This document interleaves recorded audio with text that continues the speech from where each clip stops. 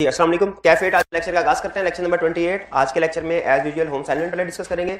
उसके बाद next chapter की तरफ मूव करेंगे। चैप्टर 5 चैप्टर 4 में हमने एक लर्निंग ऑब्जेक्टिव के अलावा सारे कंसेप्ट्स कंप्लीट कर लिए हैं।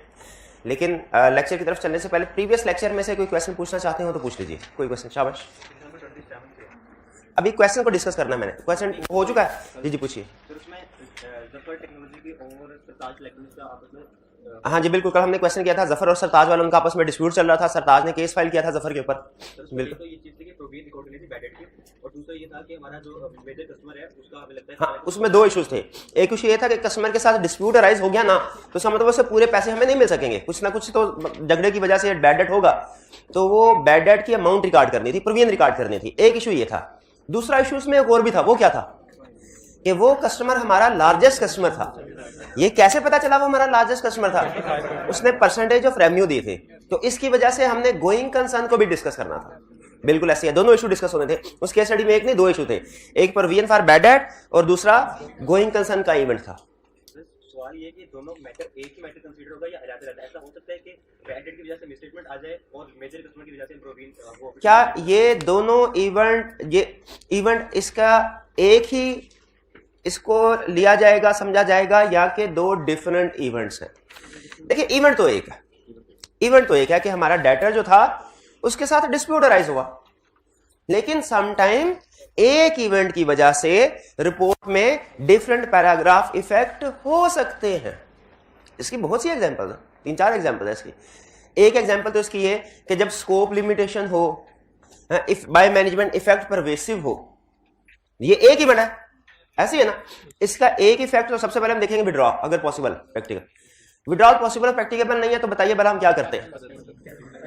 हम डिस्क्लेमर ऑफ ओपिनियन भी देते हैं, बेसिस फॉर डिस्क्लेमर ओपिनियन भी इफेक्ट होता है, अदर मैटर पैराग्राफ में रीजन भी देते हैं, प्लस की ऑडिट मैटर सेक्शन भी एक्सक्लूड हो जाता है, वो भी रिपोर्ट में नहीं आता, एक्सक्लूड हो जाता है, मतलब यही नहीं देते रिपोर्ट में। तो ये तो एक इवेंट एक ही है, लेकिन इसकी वजह से एक से ज्यादा इफेक्ट आ सकते हैं रिपोर्ट पे। ये चीज ध्यान में रखिएगा। और इसी तरह अगर फाइनेंशियल स्टेटमेंट्स के पॉइंट ऑफ व्यू से देखें तो उसमें भी बाजू का ऐसा होता है कि इवेंट एक ही है, लेकिन उसकी वजह से एक से ज्यादा एरियाज पे इफेक्ट आ सकता है। ठीक है, लेकिन एक चीज ध्यान में रखिएगा, ये जो एग्जांपल्स आपको बता रहा हूं ये एक्सेप्शनल एग्जांपल है या रेयर एग्जांपल है कि एक इवेंट की वजह से एक चीज इफेक्ट हो रही हो और उसका इफेक्ट। वरना हमारा नॉर्मल रूल क्या है कि रिपोर्ट में नो डुप्लीकेशन नो मिसक्लासिफिकेशन। डुप्लीकेशन नहीं होती, लेकिन अगर कभी एक इवेंट की वजह से दूसरा एलिमेंट इफेक्ट होगा, उसकी रीजन डिफरेंट होगी, इवेंट पीछे सेम होगा। बात समझ रहे? जस्टिफिकेशन डिफरेंट होगी। जैसे डिस्क्लेमर वाली बात की, स्टूडेंट कहने लगा सर आपने तो कहा था एक इवेंट रिपोर्ट में एक जगह पे आएगा, यहां पे तो डिस्क्लेमर ऑफ ओपिनियन आ गया, तो फिर अदर मैटर क्यों आ रहा है? एक इवेंट डिस्क्लेमर में भी आ रहा है, अदर में भी आ रहा है, ये क्यों आ रहा है? रीजन डिफरेंट है। डिस्क्लेमर किस वजह से आ रहा है? स्कोप लिमिटेशन की वजह से। अदर मैटर किस वजह से आ रहा है? विड्रॉल ना कर सकने की वजह से। और जो आगे वो की ऑडिट मैटर को एक्सक्लूड कर रहे हैं ना, वो हम डिस्क्लेमर की वजह से कर रहे हैं, डिस्क्लेमर का आगे इफेक्ट।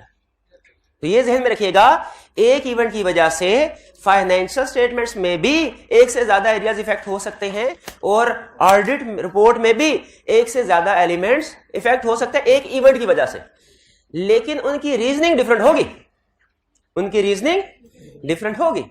जैसे एक और कॉमन एग्जांपल है, मैं चाह रहा हूं वो भी शेयर कर लूं कि क्लाइंट के पास बुक्स ऑफ अकाउंट्स उसने मेंटेन नहीं की, स्कोप लिमिटेशन है, वो ओपिनियन आ गया, लेकिन साथ ही साथ हम जो other opinion required by law है उसमें भी ये चीज लिखते हैं कि proper books of accounts have not been kept. अब स्टूडेंट कहने लगा सर यहां पे भी वो डुप्लीकेशन वाला रूल, तो यहां पे एक्सेप्शन आगे वायलेट हो रहा है कि आपने कहा था एक चीज का इफेक्ट एक जगह, यहां पे तो दूसरी जगह पे भी आ रहा है, लेकिन जो प्रॉपर बुक्स ऑफ अकाउंट्स पे आ रहा है वो किस वजह? क्योंकि लॉ ने कहा है, वो लॉ के कहने की वजह से हम कह रहे हैं, वरना स्टैंडर्ड के मुताबिक तो एक जगह पे इफेक्ट आएगा। क्लियर?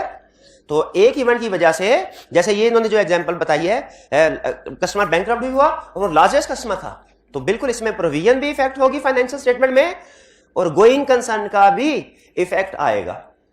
क्लियर? इसी तरह एक और केस स्टडी थी, उसमें उसने कहा कि आपका कस्टमर बैंकरप्ट हुआ, ठीक है, उसमें उसने लार्जेस्ट नहीं कहा था, सिंपल कहा था कि आपका एक सिग्निफिकेंट कस्टमर था, बैंकरप्ट हुआ, उसके लिए आपने कुछ इन्वेंट्री भी बना के रखी हुई थी खास उस कस्टमर के लिए।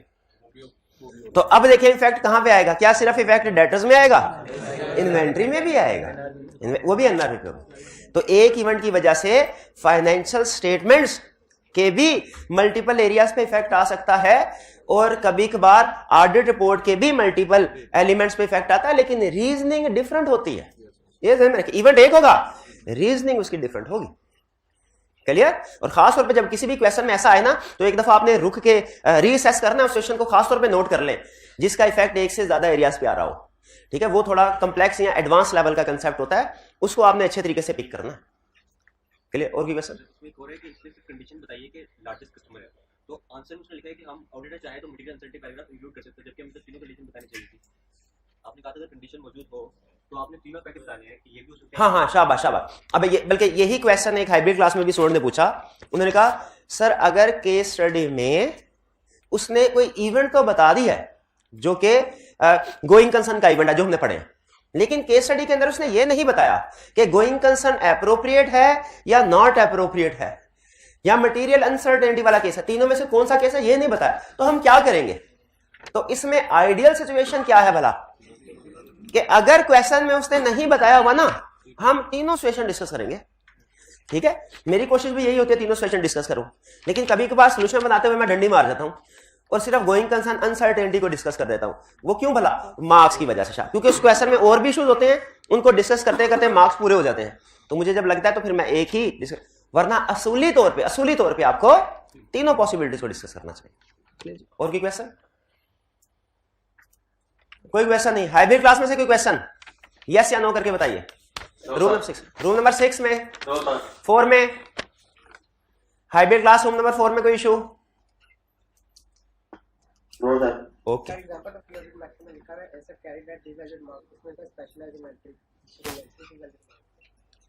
स्पेशलाइज्ड इन्वेंट्री नहीं, इन्वेंट्री के साथ रिवैल्यूड अमाउंट नहीं लिखा होगा, एनआरवी वो लिखा होगा, एनआरवी लिखा होगा। डेटर जब बैंकरप्ट हो जाए, ठीक है, अगर इन्वेंट्री के साथ कहीं पे रीवैल्यूएशन लिखा भी हुआ है ना, तो उसको काट के एनआरवी कर ले। इन्वेंट्री के साथ के लिए रीवैल्यूएशन का वर्ड यूज नहीं होता, एनआरवी का वर्ड यूज होता है।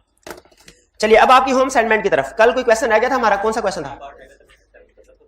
जफर वाले का हमारा सी पार्ट रह गया था। कौन से वाला? 27। चलिए ये आईपीएल वाला हमने करना क्या था इसमें? Discuss the matter which auditor should consider and possible impact on. IPL is a manufacturer of diversified products and has factories in 7 major cities of the country. पहले नोट कीजिए, वो कह रहा है एक फैक्ट्री नहीं है मेरी 7 फैक्ट्री हैं। एक फैक्ट्री अगर तबाह हो भी गई मेरे सर्वाइवल को कोई प्रॉब्लम नहीं होगी, ज़हन में रखिएगा। 7 फैक्ट्री, अगर वो सिंगल फैक्ट्री कहता ना फिर कोई प्रॉब्लम हो सकती थी। कहता demand for some of its product has been falling, उसने कहा डिमांड फॉर सम ऑफ, ये नहीं कहा डिमांड फॉर ऑल प्रोडक्ट्स, ना ही ये कहा है demand for its most successful product, ये नहीं कहा। अगर ये कहता ना एक ही प्रोडक्ट है उसकी डिमांड गिर गई है, फिर हम कहते हैं कि इसका गोइंग कंसर्न की प्रॉब्लम आ सकती है। एक उसने क्या कहा demand for some of product, तो इसका यह मतलब है जिन प्रोडक्ट की डिमांड कम हुई है उनकी एनआरवी का तो इशू हो सकता है, लेकिन बिजनेस की गोइंग कंसर्न का इशू नहीं है कोई।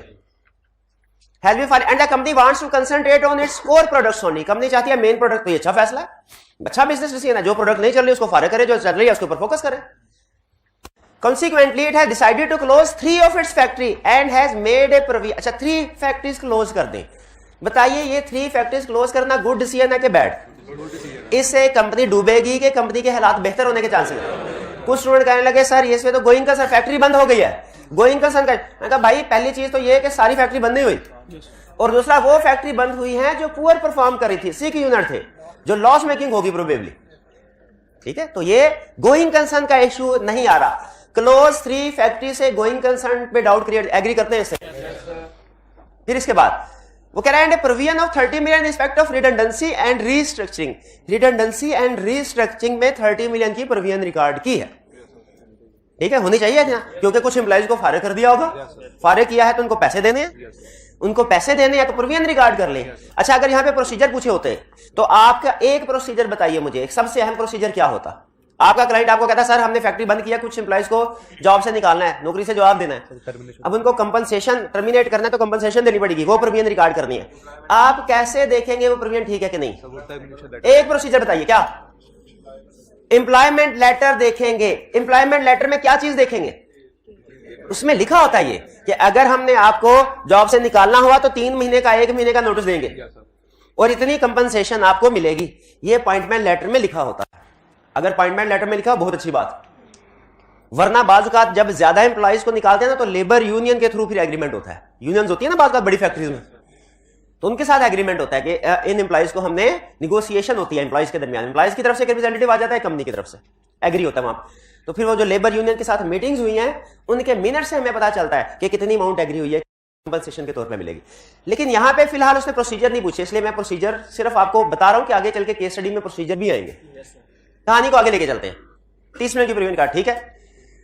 Directors report for the year ended 31 May 2012 comprehensively discussed the restructuring plan and says that factories in Lahore and Multan would be closed in the month of July and September 2012 respectively. The third factory will be closed before December 2012. However, the location of the factory will be decided in November 2012. Profit वगैरह की उसने बात की आगे। बताइए इसमें कोई problem है? आपने काउंटिंग में कोई पढ़ा कि रिस्ट्रक्चरिंग प्रोविजन के बारे में? जी नहीं, वो प्रोविजन रिकॉर्ड होनी चाहिए। अच्छा, ये ऑब्लिगेशन कब बनती है? जब अनाउंसमेंट हो जाती है। शाबाश शाबाश। अच्छा, अगर मैं ये कहूं हमारी 7 फैक्ट्री हैं, 3 फैक्ट्रीज को हमने बंद कर देना, स्पेसिफाई नहीं किया कौन सी फैक्ट्रीज, क्या मुझे प्रोविजन रिकॉर्ड करनी चाहिए? मैं प्रोविजन रिकॉर्ड कर ही नहीं सकता, क्योंकि देखे ना हर फैक्ट्री के अंदर एम्प्लॉइज की तादाद डिफरेंट होगी, उनके सैलरी पैकेज डिफरेंट होंगे। तो जब तक मैं क्लियरली नहीं बताऊंगा कौन सी फैक्ट्री बंद करनी है, प्रोविजन रिकॉर्ड नहीं हो सकती। तो इस क्वेश्चन में मसला क्या है? 2 फैक्ट्री लाहौर और मुल्तान की रिस्ट्रक्चरिंग प्रोविजन में कोई प्रॉब्लम नहीं है, वो अनाउंस कर दिया। थर्ड में प्रॉब्लम, थर्ड को सिर्फ डिस्क्लोज होना चाहिए, उसकी प्रोविजन रिकॉर्ड नहीं होनी चाहिए। इससे एग्री करते हैं, लेकिन उसने प्रोविजन रिकॉर्ड कर दी। क्या सही किया? सही नहीं किया, ये मिस स्टेटमेंट है। अब यहाँ पे प्रॉब्लम यह है कि उसकी अमाउंट हम क्या लें, क्योंकि हमें उसने ब्रेकअप नहीं बताया कि लाहौर का इतना है, मुल्तान का इतना। क्या करें? क्या करें?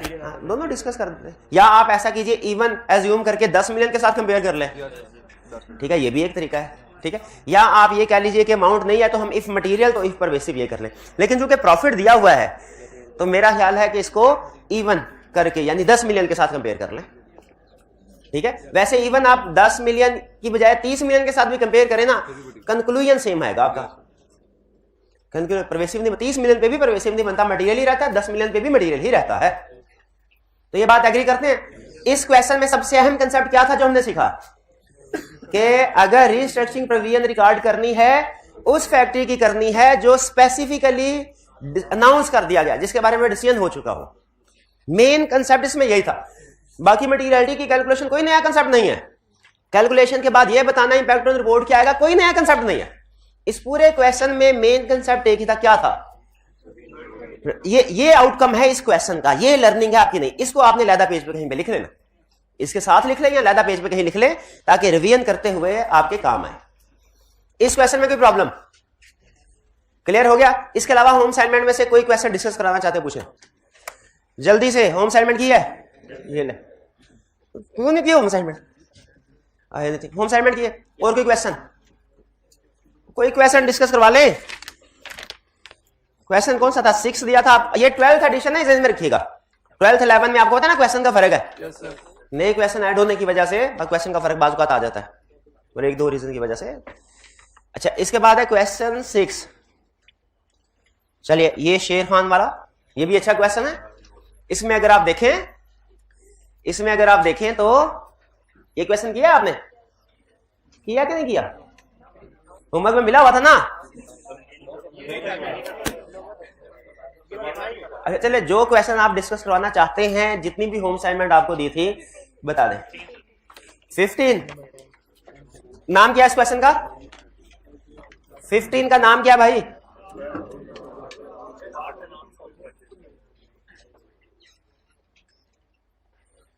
ये वाला 15। What type of audit opinion should be expressed in following circumstances? कह रहे कौन सा opinion बताओगे? छोटे छोटे क्वेश्चन है नन्हे मुन्ने से।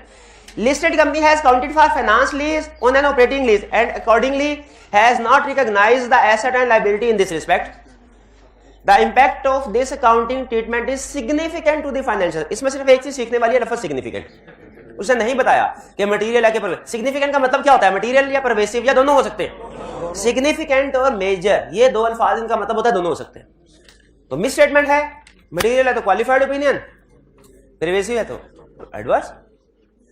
ठीक है, appointment of auditor was such that they have not been able to observe physical stock count, however they have satisfied themselves through alternative audit procedure.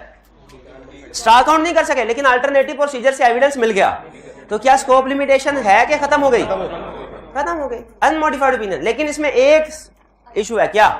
Appointment का लफ्ज। अपॉइंटमेंट का लफ्ज हमें यह बता रहा है कि पिछले साल ये ऑडिटर नहीं था, इस साल अपॉइंट इनिशियल ऑडिट है, इस वजह से अदर मैटर पैराग्राफ आएगा। जी जी, अच्छा इसमें किसा उन्होंने कहा कि सर आपने सोल्यूशन में अदर मैटर तो लिखा है, अदर मैटर पैराग्राफ के अंदर इस विषय में लिखना होता है पिछले साल का ऑडिट किसी और ने किया था, उसने किस डेट को ऑडिट रिपोर्ट दी, उस ऑडिट रिपोर्ट में ओपिनियन क्या था। तो इनका कहना यह है कि सर आपने सोल्यूशन में लिखा कि उसने अनमोडिफाइड ओपिनियन दिया, आपको कैसे पता चला प्रेडिसेसर ऑडिटर ने अनमोडिफाइड ओपिनियन दिया? ठीक है, तो कोई सा भी अज्यूम, उसने क्वेश्चन में नहीं बताया ना, आप अज्यूम मॉडिफाइड क्वालिफाइड कर लीजिए, लेकिन नॉर्मली चूंकि अनमोडिफाइड ओपिनियन नहीं दिए जाते इसलिए मैंने नॉर्मल सिचुएशन को अज्यूम किया है। ठीक है, लेकिन अगर क्वालिफाइड ओपिनियन आप लिखना चाहें वो भी लिख सकते हैं, उस सूरत में आपको क्वालिफाइड ओपिनियन के साथ रीजन भी बतानी पड़ रही है कि किस रीजन की वजह से क्वालिफाइड ओपिनियन दिया था प्रेडिसेसर ऑडिटर ने। ठीक है, ये अदर मैटर में जितनी इंफॉर्मेशन है ना, ये पिछले साल की रिपोर्ट से हमें मिल जाती है। रिपोर्ट में लिखा होता है ना किस दिन ओपिनियन दिया, डेट लिखी होती है ना रिपोर्ट में, तो टाइप ऑफ ओपिनियन भी होता है, रीजनिंग लिखी, हमें पता चलेगा कि पिछले साल की ऑडिट रिपोर्ट पढ़ के अगर क्वालिफाइड ओपिनियन दिया है, क्या हमें यह पता चलेगा किस वजह से क्वालिफाइड, वो तो प्रीडिसेसर ऑडिटर से पूछना पड़ेगा ना, रिपोर्ट देख के तो नहीं पता चलेगा, है ना? कह रहे हैं हाँ रिपोर्ट देख के पता चलेगा, बेसिस फॉर क्वालिफाइड ओपिनियन। जी, C, management has not counted for the full liability in respect of gratuity, the management is of the view that it is a deferred liability and not a current one, impact is material but not pervasive. Misstatement है qualified opinion. जी, part A में की audit matter क्यों नहीं आएगा? Lease है, lease के ऊपर तो की ऑडिट मैटर आता है, पार्ट ए में की ऑडिट मैटर क्यों नहीं आएगा? ये वाला क्योंकि ये मिस स्टेटमेंट है, मिस स्टेटमेंट पे हाँ रेफरेंस आएगा। आपकी ऑडिट मैटर में ये लिख सकते हैं कि in addition to matter described in basis for qualified opinion following are key audit matter, तो रेफरेंस आएगा, लेकिन ये मैटर की ऑडिट मैटर में डिस्कस नहीं होगा। ये मिस स्टेटमेंट है, डिस्कस कहां होगी? डिस्कस बेसिस और क्वालिफाइड ओपिनियन में होगी, लेकिन रिपोर्ट के अंदर जो की ऑडिट मैटर में क्या आएगा? सिर्फ रेफरेंस आएगा। जी जरूरी है, रेफरेंस आया, पढ़ाया था ये। और कोई क्वेश्चन? चलिए, इसके अलावा कोई क्वेश्चन जो असाइनमेंट में कोई भी क्वेश्चन दिए हैं जल्दी से बताइए, कोई क्वेश्चन इससे कौन सा था? हाँ, कंटिंजेंट एसेट्स और कंटिंजेंट लायबिलिटी किस सिचुएशन में डिस्क्लोजर आएगा, किस सिचुएशन में प्रोविजन रिकॉर्ड होगी, ये तसल्ली से सुन के नोट कर लें। जिसने नोट ना किया नोट, क्योंकि फिर बार बार आप पूछते हैं, ये ऑनलाइन वाले स्टूडेंट्स भी पूछते हैं, पूछ लें। पहले कंटिंजेंट लायबिलिटी, क्योंकि आईकैप ज्यादा इसके बारे में पूछता है, पहले लिखे कंटिंजेंट लायबिलिटी, हेडिंग दे। जी भाई पहले मैं बात मुकम्मल कर लूं, फिर इसके बाद आपका क्वेश्चन वो पूछे, क्या क्वेश्चन कहना चाह रहे हैं? जी जी बिल्कुल कर देते हैं, पहले ये पॉइंट मैं लिखा लूं, पहले ये पॉइंट लिख ले। कंटिंजेंट लायबिलिटी, इसके नीचे लिखे if outflow is probable and measurable then provision, sorry हाँ रिकॉर्ड होगा। रिकॉर्ड का लफ्ज या प्रोविजन का लफ्ज एक में, चले रिकॉर्ड कर ले, रिकॉर्ड का लफ्ज कंफर्टेबल है, रिकॉर्ड कर ले, वरना प्रोविजन भी लिख सकते हैं। If outflow probable and measurable then record, और फिर ब्रैकेट में लिख ले वरना डिस्क्लोजर, वरना डिस्क्लोजर, ठीक है, वरना डिस्क्लोजर, ठीक है। अब आ जाएं कंटिंजेंट एसेट के ऊपर, कंटिंजेंट एसेट के ऊपर if inflow probable and measurable then disclose, आगे ब्रैकेट में वरना कुछ नहीं, वरना कुछ नहीं। हाँ सर्टन हो तो रिकॉर्ड करना है, लेकिन सर्टन हो तो रिकॉर्ड करना ये मैंने क्यों नहीं लिखवाया भला आपको? आईकैप ने ये कभी चेक ही नहीं किया। ये आप काउंटिंग में सीखेंगे। याद रखिए, मैं ऑडिट में हम काउंटिंग के कुछ कंसेप्ट डिस्कस करते जरूर हैं, लेकिन सिर्फ उस हद तक जितना को ऑडिट में टेस्टिंग होगी। तो स्टूडेंट असल में मिक्स करते हैं आउटफ्लो प्रोबेबल एंड मेजरेबल वाले कंसेप्ट को, के outflow probable measurable, outflow probable में तो आपने कहा था रिकॉर्ड कर लें, इनफ्लो प्रोबेबल मेजरेबल है, आप कह रहे हैं रिकॉर्ड नहीं करना, तो नहीं करना, स्टैंडर्ड कहता है, प्रूडेंस कंसेप्ट इसके पीछे। भैया 2 लाइन समझ आ गई, क्लियर हो गया आपको, किसी ने पूछा था, ठीक है, किसी तरह सुनाइए, शाबाश, सुनाइए क्या है, शाबाश शाबाश, बेहतरीन बेहतरीन जी। अब पूछिए, हाइब्रिड में से कोई स्टूडेंट क्वेश्चन पूछना चाहते थे? एक क्वेश्चन का नाम है पायनियर इलेक्ट्रॉनिक्स लिमिटेड, उसको डिस्कस करना है। पायनियर इलेक्ट्रॉनिक्स लिमिटेड वाला क्वेश्चन है, ओल्ड वाले में 3 है, पायनियर वाला 12th एडिशन किसी के पास है तो बताइए कौन सा क्वेश्चन है? 3 है जी। ये में दिया तो नहीं आपको? दिया सर, दिया हुआ है, अच्छा चलें कर लेते हैं इसको।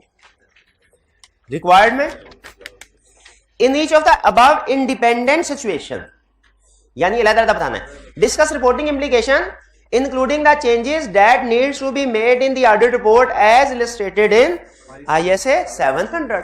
अच्छा, आगे इसको क्वेश्चन को उसने मजीद लेंथी किया, रिक्वायरमेंट को लिखने की जरूरत नहीं थी, जब उसने इतना बता दिया इम्प्लीकेशन, रिपोर्टिंग इम्प्लीकेशन, तो यहीं पे रिक्वायरमेंट खत्म हो गई थी कि हमने ये बताना है कि रिपोर्ट में किस किस जगह पे इसका इफेक्ट आएगा। इम्प्लीकेशन ऑन रिपोर्ट और इफेक्ट ऑन रिपोर्ट और इंपैक्ट ऑन रिपोर्ट, ये एक ही अल्फाज है। कह रहा है you are the audit partner from started following independent matters for the year ended are presently under your consideration. पहला, Pioneer Electronics Limited PL had implemented a new counting software in 2021। अच्छा, प्रोसीजर नहीं बताने, ध्यान में रखिएगा सिर्फ में, due to high pressure from top management the implementation of the new counting software was hurried, जल्दी में इंप्लीमेंटेशन की गई, which has resulted in numerous error in inventory, payable and receivable module of the software, जिनकी वजह से 3 areas में problem आई। अच्छा, अब आगे मसले को आगे मजीद बता रहा है, लेकिन मेरी इनिशियल असेसमेंट यह है कि इसका इफेक्ट परवेसिव होगा। फिर कह रहा है PL staff is still in process of identifying and rectifying the software deficiencies.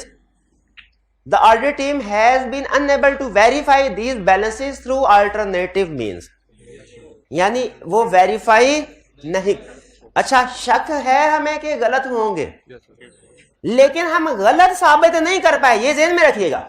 यहां पे मिस स्टेटमेंट और स्कोप लिमिटेशन में डिसीजन करना है आपने, ठीक है? लग रहा है कि गलत है, लेकिन मैं गलत कह नहीं सकता, मुझे ये बताइए, एक इन्वेंट्री फॉर एग्जांपल, एक कमरा है, उसके अंदर इन्वेंट्री आई 10 लाख की सकती है, क्लाइंट ने कमरा बंद किया है और मुझे कहता है सर इसके अंदर 10 करोड़ की इन्वेंट्री है।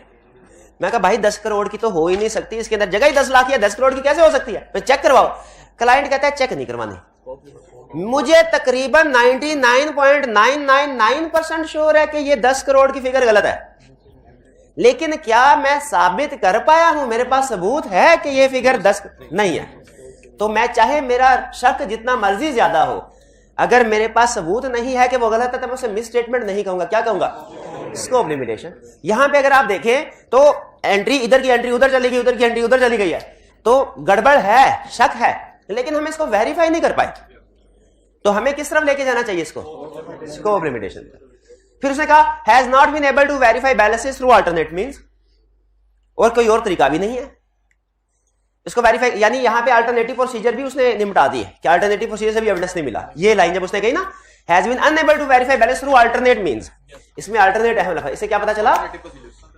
Inventory payable receivable are appearing at ₹200 million, तो मुझे जाहिर है स्कोप लिमिटेशन की अमाउंट क्या लूं? 200 मिलियन ही, अच्छा सॉरी ये एक ही है, मैं समझा सबकी इकट्ठी करके दी है, 200, 150 एंड 1 मिलियन रिस्पेक्टिवली, तो मिल मिला के कितना हुआ? 200, 300, 460। अच्छा, अब यहां पे देखिए, यहां पे उसने अमाउंट्स दिए, मुझे डिसीजन अमाउंट की बेस पे करना चाहिए या क्या डेफिनेशन की बेस पे? अमाउंट की डेफिनेशन में जो सब्सटेंशियल का वर्ड था, यानी मोर देन 50% वाला, वो हम कब अप्लाई करते हैं? वो जो था not confined to specific element, वो कब करते हैं हम अप्लाई? जब अमाउंट गिवन हो। जब अमाउंट गिवन हो तो हमारे डिसीजन अमाउंट्स की बेस पे होंगे, ये हमने सीखा हुआ है ना। यहाँ पे अमाउंट है 450, प्रॉफिट बिफोर टैक्स 500 मिलियन, क्या सब्सटेंशियल बनता है 50% से ज्यादा, तो इसका इफेक्ट क्या होगा? परवेसिव, स्कोप लिमिटेशन है, इफेक्ट परवेसिव। अगला एक क्वेश्चन, एक ट्विस्ट और है, ट्विस्ट इन टेल, एक ट्विस्ट और है। क्या ये स्कोप लिमिटेशन बाय मैनेजमेंट है या के स्टैंडर्ड रेगुलर स्कोप लिमिटेशन? बताइए, क्या स्कोप लिमिटेशन बाय मैनेजमेंट है? ये स्कोप कितने स्टूडेंट का स्कोप लिमिटेशन बाय मैनेजमेंट है? कितनों का ख्याल है बाय मैनेजमेंट है? हाथ उठाए, ओपिनियन जरा कॉन्फिडेंस के साथ दिया करें। और कितने स्टूडेंट्स का ख्याल है स्कोप लिमिटेशन बाय मैनेजमेंट नहीं है? हाँ, ये स्कोप लिमिटेशन बाय मैनेजमेंट नहीं है, क्योंकि इसमें मैनेजमेंट की अपनी कोई विलिंगनेस उसने नहीं बताई कि मैनेजमेंट ने जानबूझ के रोका हमें। ठीक है, वो तो जाहिर है सॉफ्टवेयर में गलती होगी, वो हो सकती है, जानबूझ के थोड़ी उन्होंने की। वो हो सकता है आग लग जाए, जानबूझ के थोड़ी लगाई है। ठीक है, कुछ स्टूडेंट थोड़ा ओवर थिंकिंग करते हैं, कहते हैं सर जानबूझ के भी तो आग लग सकती है, जानबूझ के भी तो सॉफ्टवेयर में गलतियां वो इनका हो सकता है प्रैक्टिकली, लेकिन एग्जाम में उसने इंफॉर्मेशन नहीं दी तो हम इसलिए एज्यूम नहीं करेंगे। जब इंफॉर्मेशन ना हो, या तो हमने मोस्ट प्रोबेबल सिचुएशन को एज्यूम करना होता है या ऑल पॉसिबिलिटीज को कवर करना होता है।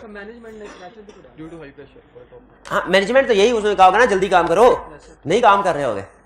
ठीक है, अब student for example student, sir lecture अभी अपलोड नहीं हुआ, लेक्चर अभी अपलोड नहीं हुआ, ऑनलाइन में व्हाट्सएप में शोर मच गया, लेक्चर अपलोड नहीं हुआ, 6 बजे होना था 8 बजे अभी तक अपलोड नहीं हुआ, सर जल्दी करें जल्दी करें। इधर से हमने आईडी जल्दी करें सर, ओके सर वो बच्चा कल तबीयत खराब थी जल्दी चला गया था, अभी करते हैं। जल्दी जल्दी में लेक्चर गलत लिंक हो गया। क्या ये इंटेंशनली गलत हुआ है? नहीं, हालांकि प्रेशर दिया टीचर ने कि जल्दी करें लिंक, जल्दी करें लिंक। ठीक है, लेकिन इसका यह मतलब नहीं है कि जानबूझ जल्दी जल्दी में काम, टारगेट होता है ना हमको, गलत हो सकते हैं। तो इसमें से scope limitation by management, scope limitation है एग्रीड, पहला डिसीजन ठीक। दूसरा परवेसिव है एग्रीड, दूसरा बेटी बाय मैनेजमेंट नहीं है, ये चीज नोट कीजिए। जब बाय मैनेजमेंट आएंगे ना, क्लियरली आपको इंफॉर्मेशन बताया करेगा कि ये इसमें मैनेजमेंट का हाथ है, रोका मैनेजमेंट में, क्लियरली बताता है। मैनेजमेंट प्रिवेंट किया मैनेजमेंट ने स्टॉक अकाउंट से कंफर्मेशन लेटर सेंड करने से। एक क्लियर? तो इस पे इंपैक्ट रिपोर्ट क्या आएगा? 1 मिनट है, 1 मिनट है। जिस स्टूडेंट से पूछूंगा वो बताएगा, और इस ये मॉडल को टेस्ट होगा। अगर सही बता दिया तो मैं अज्यूम करूंगा सारी क्लास को टॉपिक आ गया, अगर गलत बताया तो उसका मतलब टॉपिक नहीं। क्लियर? वो मेरे भाई जो कॉर्नर में बैठे हुए चुप करके, आप बताइए। हाँ जी, इसका रिपोर्ट पे इफेक्ट क्या? मजबूरी नहीं बतानी मुझे, कोई ये नहीं कहना मैं मजबूर हूं, मुझे इसका सोल्यूशन चाहिए। बताइए। ऑडिटर शैल एक्सप्रेस, देखे दरिया को कूजे में बंद नहीं करना, दरिया को डिस्क्लेमर ऑफ ओपिनियन नहीं, auditor shall express disclaimer of opinion on financial statements. ठीक है, और विड्रॉल पॉसिबल, विड्रॉल पॉसिबल वाली बात आएगी? क्यों नहीं आएगी विड्रॉल? मैनेजमेंट नहीं है। एक बात सही बताई, एक गलत, फिर 0 पे पहुंच गया। आगे चले, बाय विड्रॉल वाली बात नहीं आएगी। क्यों नहीं आएगी मेरा? और एक और रीजन है, वो गुस्सा आ गया मुझे, सॉरी। एक और रीजन है भाई, उसने पूछा इंपैक्ट ऑन रिपोर्ट है, उसने दाएं बाएं की बात तो पूछी नहीं है, दाएं बाएं की बात तो पूछी नहीं है, विड्रॉल क्यों कर? अच्छा, और बेसिस ऑफ ओपिनियन, ये हाल है। अभी अभी सिखाया 2 सेकंड पहले, चंद सेकंड पहले, कि पूरा सेंटेंस बोल मेरे भाई। बेसिस ऑफ ओपिनियन क्या है?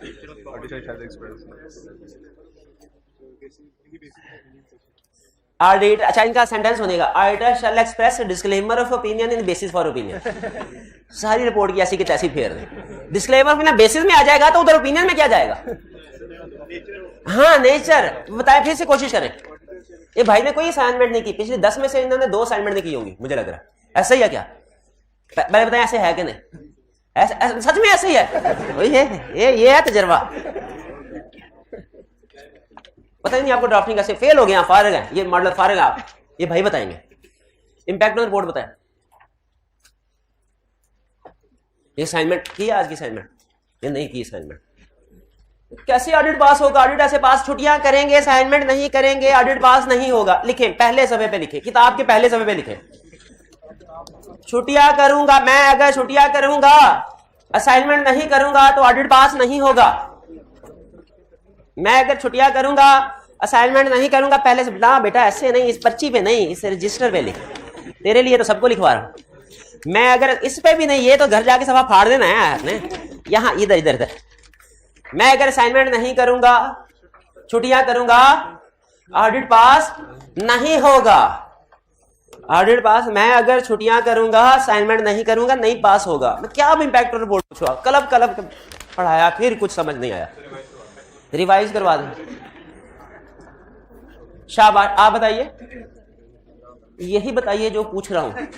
क्या ये इसका इम्पैक्ट ऑन रिपोर्ट क्या होगा? इम्पैक्ट ऑन रिपोर्ट क्या होगा? शाबाश, artificial express disclaimer of financial statement. उसके बाद